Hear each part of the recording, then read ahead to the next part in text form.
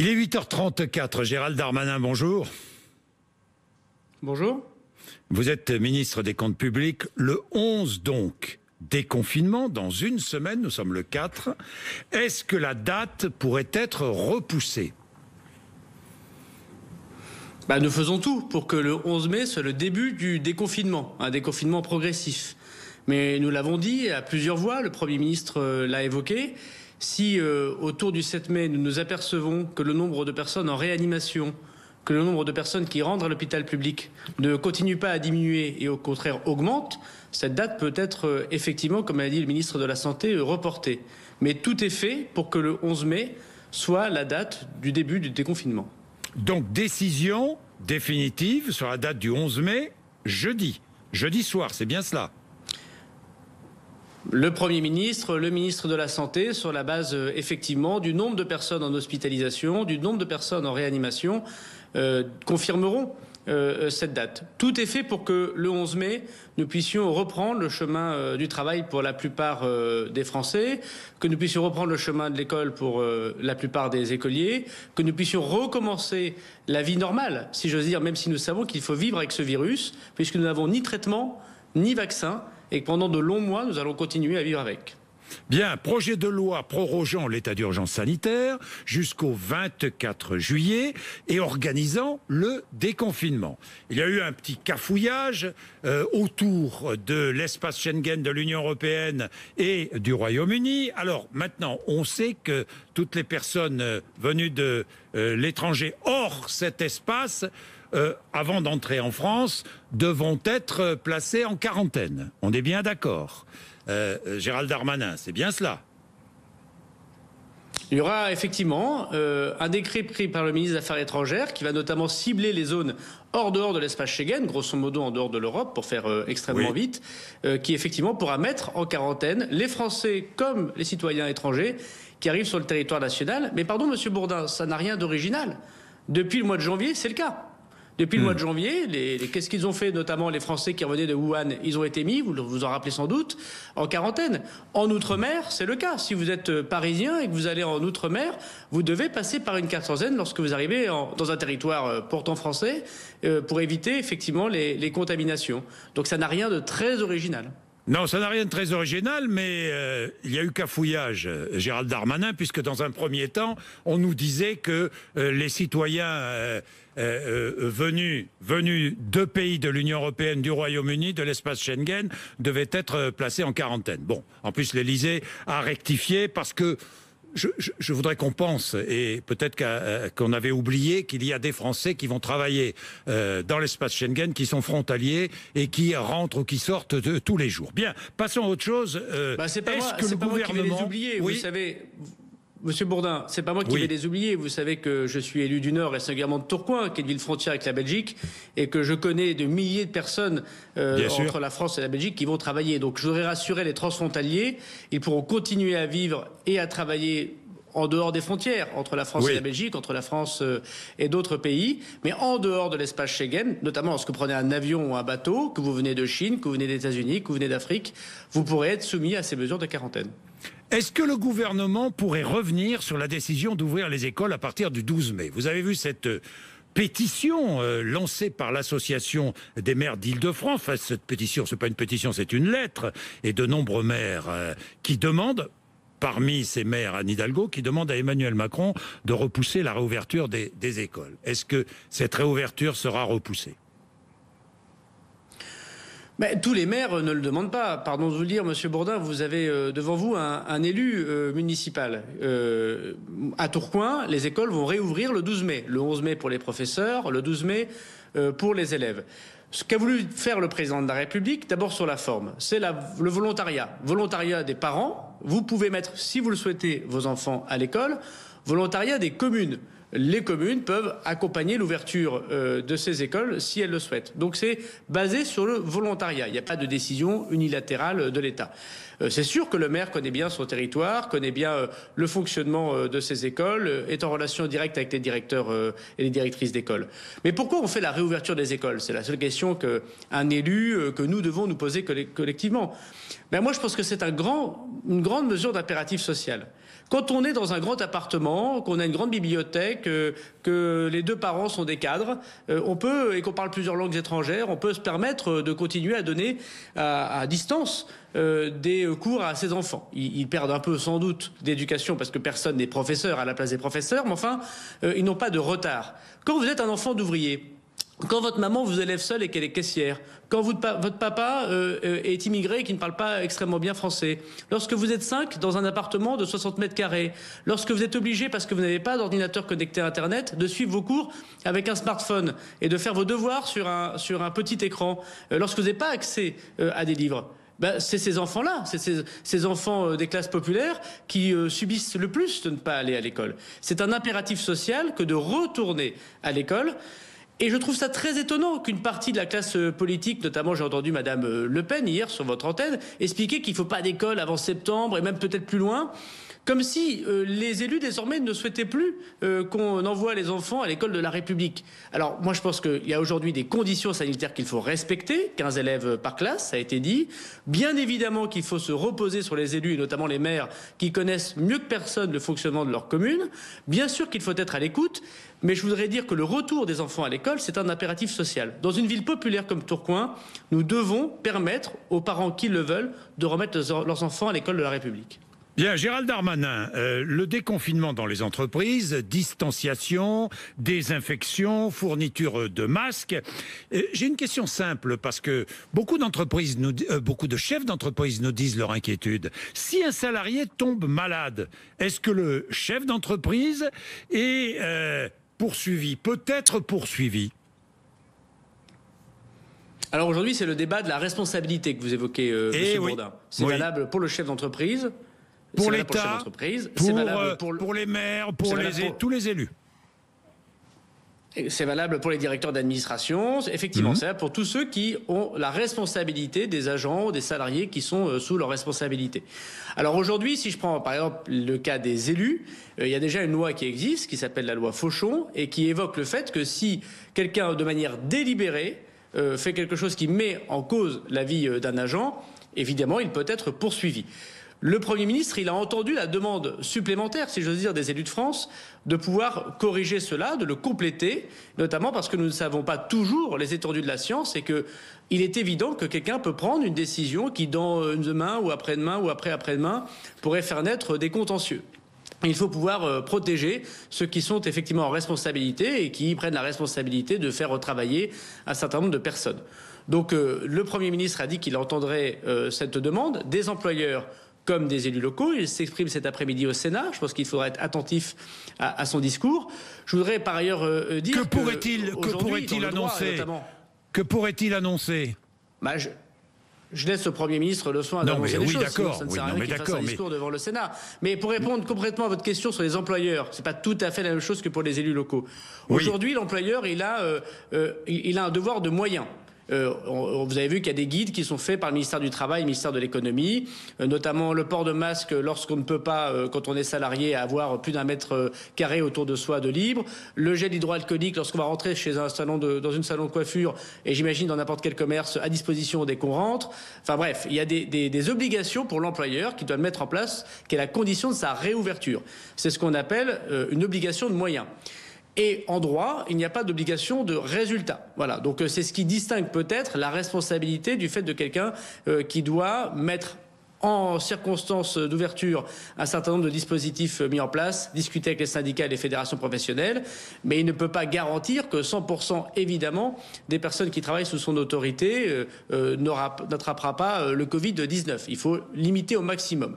Mais cette question de la responsabilité se pose et je pense que le discours du Premier ministre cet après-midi aura l'occasion de répondre à ces interrogations. Et de mettre à l'abri, si je puis dire, je vais être un peu direct, mettre à l'abri tous les élus, quels qu'ils soient, à l'abri de poursuites éventuelles. Mais il faut entendre ce que dira le Premier ministre et en discuter avec les chambres. Vous savez, c'est d'abord une disposition législative. C'est pas une décision que prend le gouvernement comme ça tout seul. Donc il faudra en discuter sans doute, évidemment, avec le Parlement, en discuter avec les associations d'élus.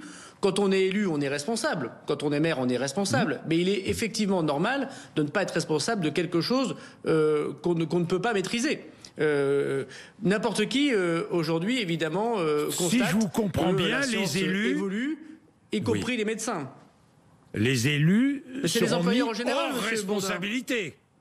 C'est ce que je comprends bien. Non mais Monsieur Bourdin, c'est la réponse à apporter aux inquiétudes des employeurs en général. C'est le cas des directeurs d'administration, c'est le cas des patrons d'entreprise, c'est le cas de patrons d'associations. Une association, elle a des employés, le président de l'association, souvent qui est bénévole, il est dans le même cas que le maire. Et la question est de savoir comment on peut aider ces employeurs à prendre leurs responsabilités, parce qu'il faut que les gens retournent au travail, garantir la santé des agents du service public qui sont sous l'autorité d'un maire ou des salariés qui sont sous l'autorité d'un chef d'entreprise, et en même temps, en effet, ne pas faire porter une épée de Damoclès au-dessus de ses employeurs. Bien, Gérald Darmanin, la récession, où en est-on ce matin ? Aujourd'hui, vous savez, la France, elle essaie d'être transparente. Et c'est d'ailleurs la condition pour laquelle la confiance existe avec notamment ceux qui lui prêtent de l'argent. Et nous mettons, à chaque fois que nous avons de nouvelles informations, qu'il s'agisse de la Commission européenne ou de la Banque de France, les chiffres qui correspondent à ces évaluations. Vous avez vu que nous avons corrigé notre budget avec Bruno Le Maire et nous avons évoqué une récession extrêmement forte à moins 8%. Est-ce qu'elle sera plus importante ? Peut-être. On ne le sait pas encore. Moins 10, est-ce que nous perdrons encore plus de recettes fiscales ? On parle de moins 10%. Mais je ne peux pas...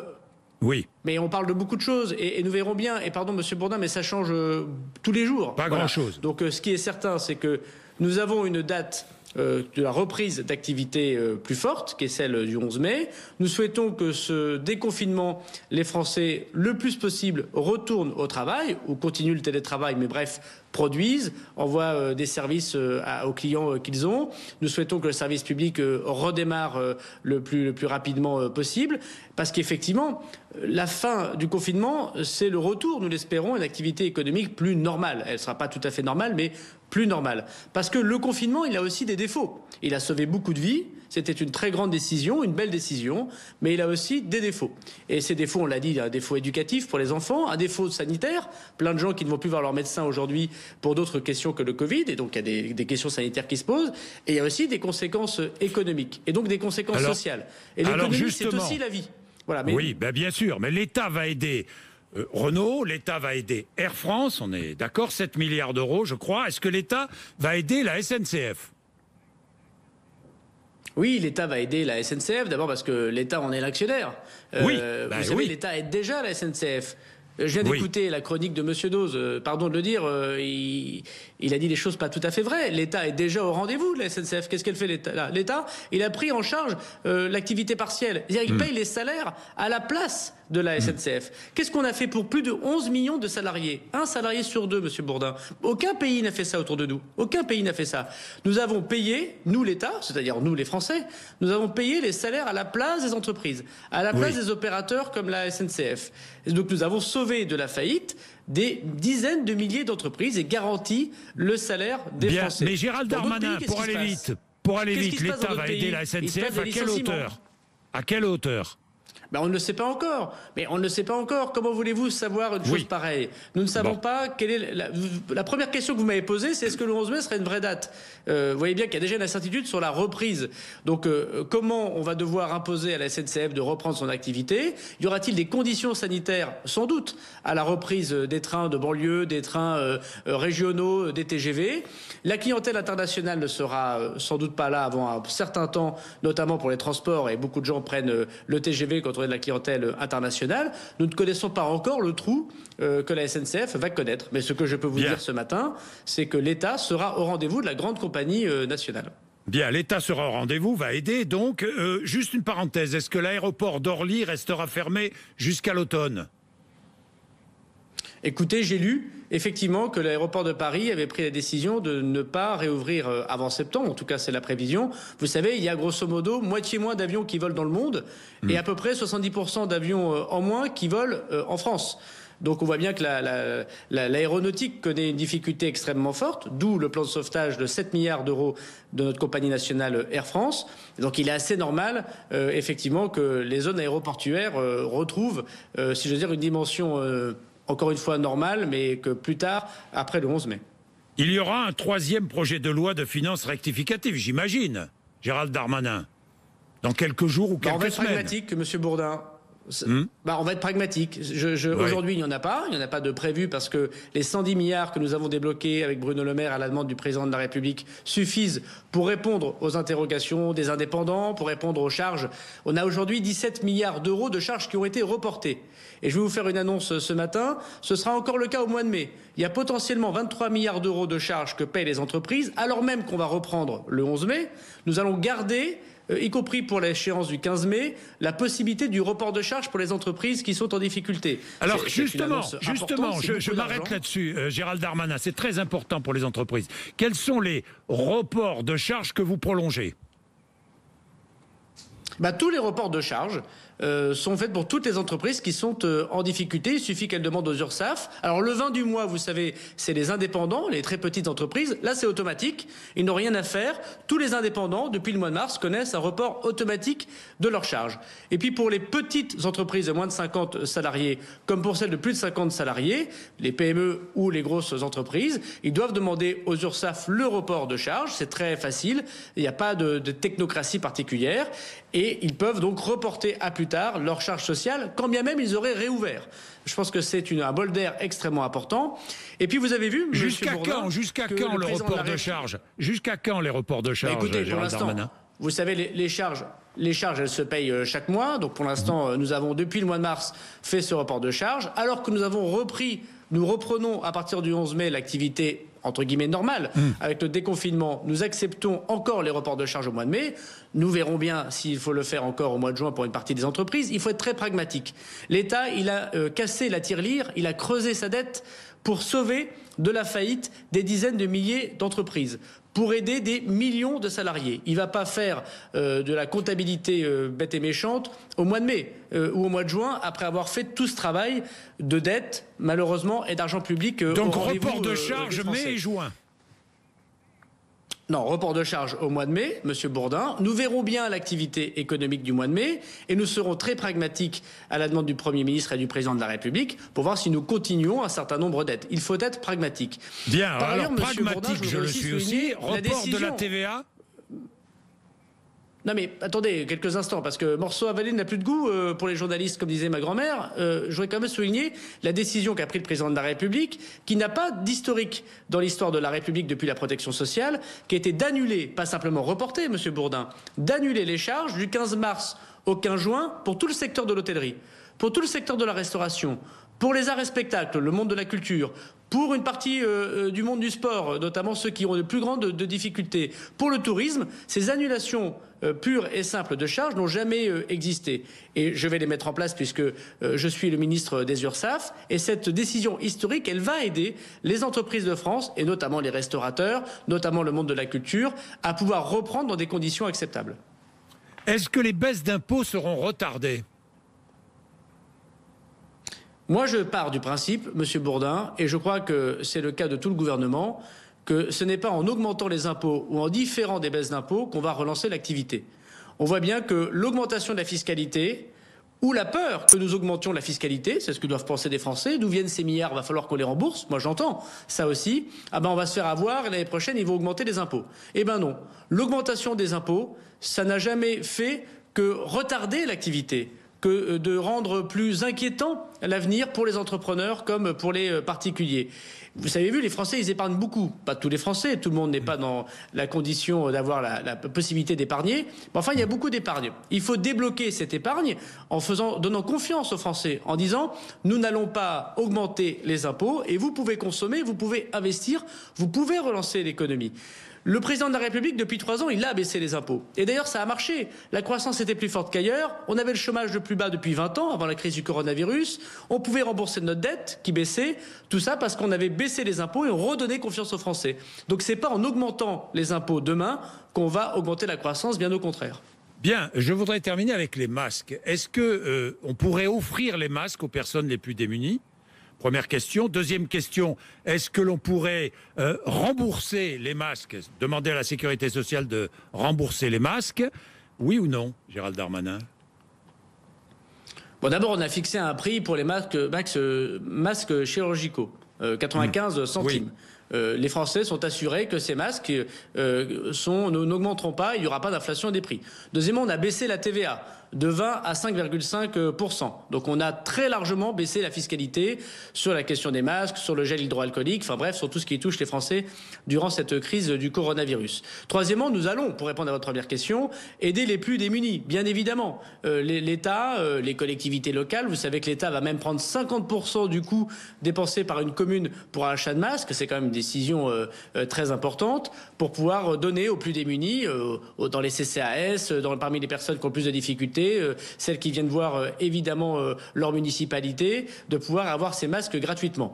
Donc vous voyez, les masques, ils sont gratuits ou quasi gratuits. Voilà. Et aujourd'hui, dans les officines de pharmacie, dans la grande distribution, et puis dans la distribution que font les collectivités locales, et on peut les remercier pour tout le travail de soutien qu'ils font avec l'État pour répondre aux interrogations de nos concitoyens, eh ben, il y aura une distribution massive de masques. Donc je crois que l'État a été au rendez-vous. Je voudrais d'ailleurs dire que j'entends ici ou là des attaques sur les douanes, vous savez, qui sont des agents de mon administration. Oui. Ces douaniers, ils font un travail extraordinaire, dans des conditions très difficiles. Ils bossent jour et nuit, mais qui ont été débordés, ils notamment ont eu plus de 25 000. Non, il n'y a pas de débordement, monsieur Bourdin. Trois semaines pour dédouaner des masques, par exemple. Non, mais c'est faux. Je vais vous dire pourquoi c'est faux. D'abord, l'essentiel des masques, c'est en moins d'une journée. Voilà, le dédouanement. Et puis, pour 5% des cas, ça met plusieurs jours. Pourquoi? Qu'est-ce qu'ils font, les douaniers? Ils contrôlent la qualité de la marchandise.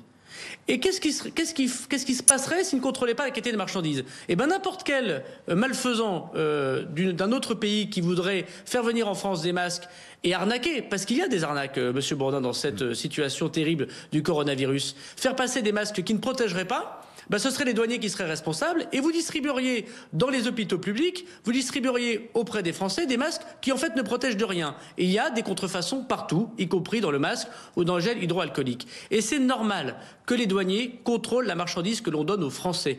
Et je vais vous dire, moi je les remercie de leur travail très important, ils ont raison de contrôler. Il ne faut pas confondre vitesse et précipitation. Nous arrêtons tous les jours des cargaisons de masques qui laissent passer le virus. Ce serait la pire des solutions que de voir que ces masques ne protègent personne.